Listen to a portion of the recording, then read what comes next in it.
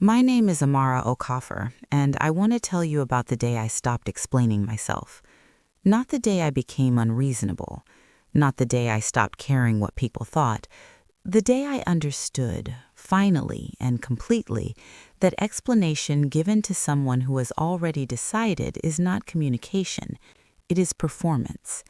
And I had been performing for a very long time for an audience that was not watching the way I believed they were watching. I want to tell you how I got there, because the stopping did not happen all at once. It happened at the end of a very long road, and the road is the part that matters. I come from a family that asks questions. This sounds like a good thing, and in some families it is. In mine, the questions were a specific kind, the kind that arrive already containing their answer. Not questions looking for information, questions looking for confirmation of a judgment that has already been formed and is being presented in the shape of curiosity. You know the kind. I think most people know the kind. The relative who asks about your job in a tone that communicates they have already decided your job is insufficient. The family member who asks about your relationship status in a way that makes clear they have already decided your timeline is wrong. The person who asks why you made a particular choice in a voice that tells you before you have said a single word that they have already decided your choice was a mistake. I answered all of these questions for years, with care and detail and the particular effort of someone who believes, genuinely believes, that if she explains clearly enough, the understanding will come. That if she provides enough context, the judgment will soften. That if she demonstrates patiently and thoroughly that her choices have logic and her path has direction and her life has meaning that is not captured by the conventional metrics, eventually the people asking will see it. I was wrong about this, but it took me a very long time to understand that I was wrong. I want to ask you something right at the beginning. How much time have you spent explaining yourself to people who had already decided? Not in one conversation, across your life. How much energy, how many words, how much of your own attention has gone into justifying your choices to people for whom the justification was never going to be enough? Tell me in the comments, because I think this is one of the most common and most exhausting things that people do, and I think most of us have been doing it for so long that we have stopped noticing the cost. Let me tell you about my Aunt Chidima, because she is the clearest example I have, and clarity is useful when you are trying to explain a pattern that spreads across many people in many years. Aunt Chidima is my mother's older sister. She is a woman of strong opinions, delivered with the confidence of someone who has never seriously considered the possibility of being wrong. She loves me, I believe this completely, and she has for my entire adult life expressed that love primarily through a series of questions about my choices that communicate beneath their surface that she believes those choices to be incorrect. When I chose to study communications instead of law, Aunt Chidima asked me, in front of the entire extended family at Christmas, what exactly I planned to do with a communications degree. Not with curiosity, with the patient tone of someone waiting for me to realize what she had already concluded. I explained. I explained thoroughly and carefully, with examples and context and a description of the career paths available in my field. She listened with the expression of someone who is waiting for a child to finish saying something before they explain why the child is wrong. When I finished, she said, "I just hope you know what you are doing." I explained again at a different Christmas when I turned down a promotion that would have required me to relocate. I explained at a different family gathering when I did not bring a partner to a cousin's wedding. I explained at a family dinner when I decided to start my own small consultancy instead of staying in the safer corporate position. Each time I explained with care. Each time I believed that this explanation would be the one that worked, that this time with the right words in the right order, Aunt Chidima would look at me and say, "I understand. I see what you were doing and why." She never said that. because the explanation was never the problem. The problem was that she had already decided years ago what my life should look like, and the distance between that vision and my actual life was not something that more words were going to close. I want to ask you something harder. Have you ever realized mid-explanation that the person you are explaining to is not actually listening? Not because they are rude, some of them are very polite, but because their mind was made up before you started and your words are moving through them without changing anything. And did you keep explaining anyway? Why?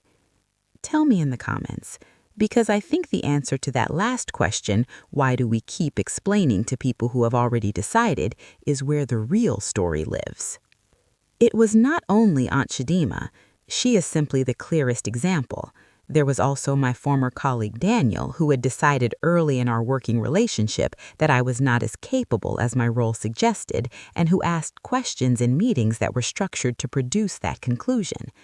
There was a former friend whose investment in my struggle was so evident that I learned over time to downplay my successes around her because her response to them was always slightly off, too small, too qualified, arriving alongside a story about something she was achieving that recentered the attention. There were the smaller, daily instances, a neighbor's comment, a stranger's assumption, the consistent low-level static of other people's preformed opinions about a life they were only seeing the outside of. I answered all of it. I corrected and clarified and contextualized and provided additional information and made my case and then made it again in slightly different words, and then wondered why I felt at the end of so many conversations more tired than when I had started. The answer, I understand now, is simple. Explanation is work. Real work, requiring real energy, and when that work produces nothing, when it changes nothing and shifts nothing, and the person receiving it remains exactly where they were before you started, you have spent real energy on nothing. The account doesn't balance. And if you do this long enough, across enough conversations with enough people, the account runs low in ways you begin to feel before you can name.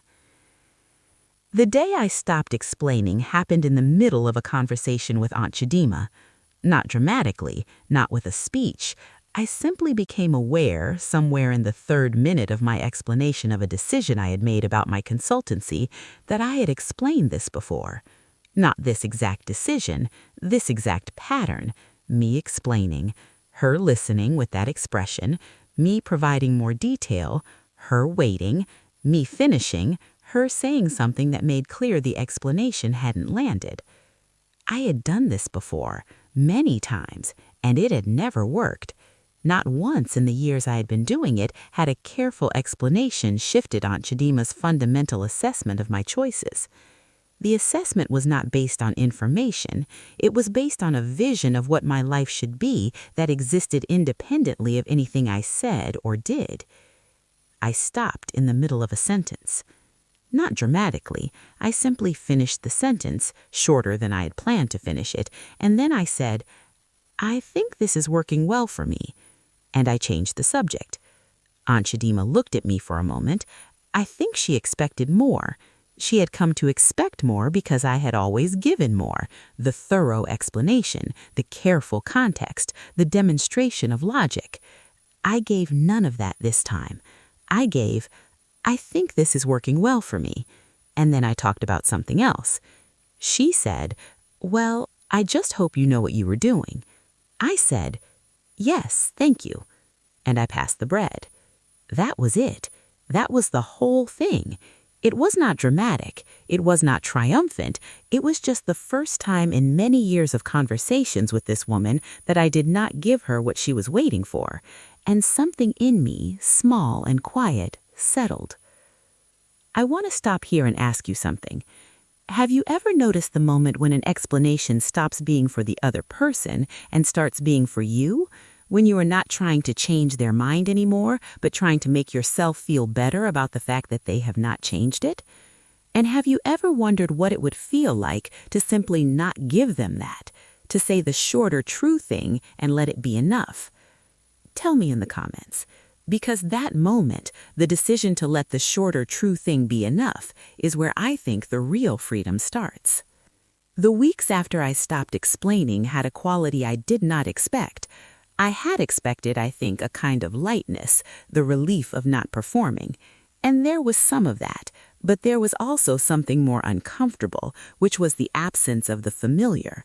I had organized a significant amount of my conversational energy around the practice of explaining myself, and without that organizing principle, I had to figure out what I wanted to do with the energy instead. I also had to sit with the discomfort of other people's misunderstanding without rushing to correct it. This was harder than I expected. There is a specific discomfort in being misread and choosing not to clarify. It requires a trust that I had not fully developed, a trust that the right people would see me clearly without being shown, that God would vindicate what I had done without me having to construct the vindication myself. I sat with that discomfort. I did not always sit with it gracefully. There were moments when I started to explain and then caught myself and stopped and felt, briefly, the specific anxiety of someone who has put something down and is not sure they were supposed to. But I kept sitting with it, and something shifted. What shifted was not other people. Aunt Chidima did not change. Daniel at work did not change. The former friend did not suddenly become more comfortable with my success. People who have decided things do not undecide them because you stop providing evidence. That is not how decided people work. What shifted was my relationship to their not changing. I had been treating their misunderstanding as a problem I was responsible for solving, as if their decided opinion about my life was something that existed in me, that I had caused, that I needed to correct. When I stopped explaining, I stopped carrying that responsibility. Their opinion of me became gradually theirs, not mine to manage, not mine to fix, theirs to hold or put down as they chose. This sounds simple. It was not simple, but it was true. And truth, even when it is not simple, has a way of making things lighter once you accept it. Let me tell you about what happened at work, because the work is the most concrete example I have of what becomes available when you stop spending energy on the wrong audience. Daniel had been in my professional life for 3 years. 3 years of questions designed to produce doubt, of observation structured to minimize, of a presence in meetings that consistently worked against the impression I was trying to make. I had spent 3 years explaining myself to Daniel, not in obvious ways, but in the subtle ways you explain yourself when you are aware that someone in the room has decided you are less than you are. The extra detail, the preemptive justification, the slight over-preparation designed to leave no room for the doubt he was trying to introduce. When I stopped explaining, when I stopped performing competence for Daniel's specific benefit and simply did the work, something interesting happened. The work, without the performance layered on top of it, was clearer. The presentations I gave became more direct because I was no longer padding them for an audience that was not watching honestly. The ideas I proposed became sharper because I was no longer softening them for someone who would find reasons to question them regardless. Within 4 months of stopping, I had led 2 projects that produced results that were not possible to minimize. Not because I had suddenly become better at my job, because I had stopped using job energy to manage one person's preformed opinion and had redirected that energy into the job itself.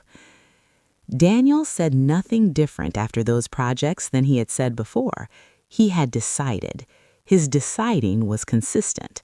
But the people above him in the organization had not decided. They had been watching. And what they saw, once I stopped performing for the wrong audience, was apparently clearer than what they had seen before. I want to ask you one more thing before I tell you how this ends.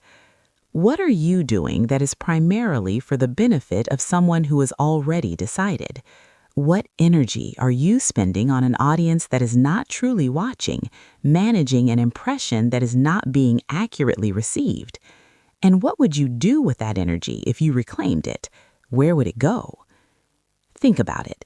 And if you want, tell me in the comments, because I think reclaiming that energy is one of the most useful things any of us can do. And I think most of us have more of it available than we realize. Aunt Chidima came to visit me last year. She sat in my flat that I have furnished the way I wanted to furnish it, that contains my life as I have chosen to build it, and she looked around with that familiar expression, the one that measures, the one that compares against an internal standard I have never been shown. She said, "You seem settled." I said, "I am." She said, "The consultancy is going well." I said, "Yes." She said, "I always worried about you, when you made those choices. I just never felt sure you knew what you were doing." I looked at her, and for the first time in many years, I felt in that moment no pull to explain, no impulse to provide context or history or evidence, no need to demonstrate once more that my choices had logic and my path had direction. I said, "I know you worried. I'm glad it worked out." And I went to put the kettle on. She sat in my living room and I made tea, and I thought about all the energy I had spent over all the years trying to show her something she had not been positioned to see. All the careful explanations, all the patient context, all the words I had given her that she had received without changing. I did not feel angry. I felt, if I'm honest, a kind of compassion. For her, for the version of me that had spent so long performing, for the years of energy that went somewhere that was not quite the right place. And then the kettle boiled, and I took the tea, and I sat with my aunt, and we talked about other things. God does not ask you to convince anyone.